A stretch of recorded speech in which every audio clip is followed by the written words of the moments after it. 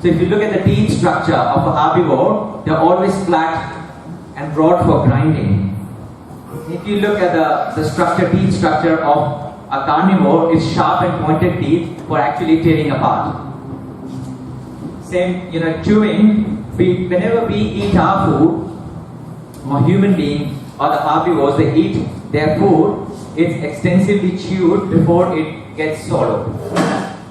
But if you look at the carnivores, most of them, or probably all of them, they actually swallow the whole meat. They never chew or they never grind and then eat it.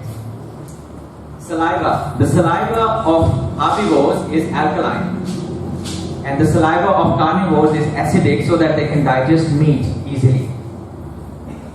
The intestine, that's a very interesting one, and I think I've got a photo here as well. As you can see, the intestine of a human body is 10 to 12 times the size of the human body.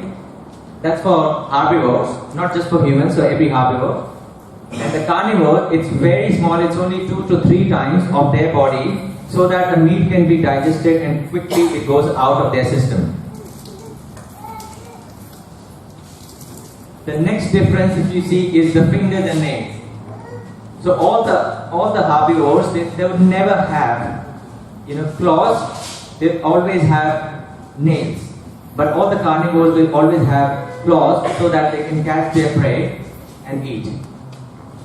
The next difference between a herbivore and a carnivore is the skin pores. Whenever the body temperature changes, we sweat and our body temperature is maintained. But if you look at the carnivores, it's always through their tongue, they try to maintain their body temperature. So if you'll see a dog, will always come, whenever the body temperature changes, he'll take out the tongue and try to, get the temperature control. So all these differences, and then as I said earlier, it's not just these. There's many more differences which you can find, and when you compare that, human body, all the things which is required for herbivores, it's all in the human body. It's not at all even near to the carnivores. So that's one of the things. If you always, there's a lot of people who are always confused whether we are herbivores or carnivores. So that's a pretty good slide. Now, what about the human psychology? The human psychology, always, carnivore animals are excited by even the scent of the blood, because they like to eat raw meat and they are thrilled to chase. But if you can ask the question to yourself, or most of the humans, they are on the other side, they actually revolt the sight of blood. And sometimes, people actually faint when they see blood. So that's again a sign that, you're not designed, your body is not actually at all designed to eat, or even, even sometimes, even you can't look at the blood. Yeah? And you cannot even tolerate hearing when the animals die. So that slide actually tells you about, the psychology of herbivores and humans.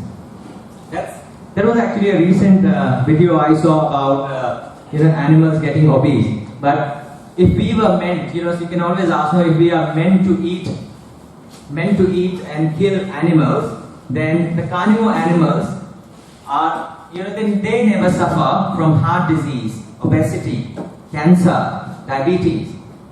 But human beings, because of their food, what they are eating, especially non-vegetarian food, that's actually one of the biggest reasons of all these diseases which are coming up more and more. And as I said earlier, I'm not saying that, it's actually all the scientific researches which is coming up. And I'm sure few of you have read, there was a recent article in the Sydney Morning Herald about eating bacon.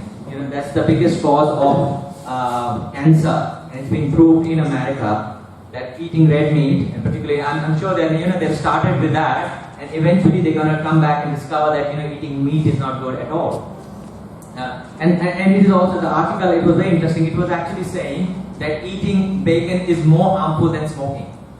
And I was surprised to read that. And it's been proved in America, and it was published in all the national newspapers that stop eating bacon.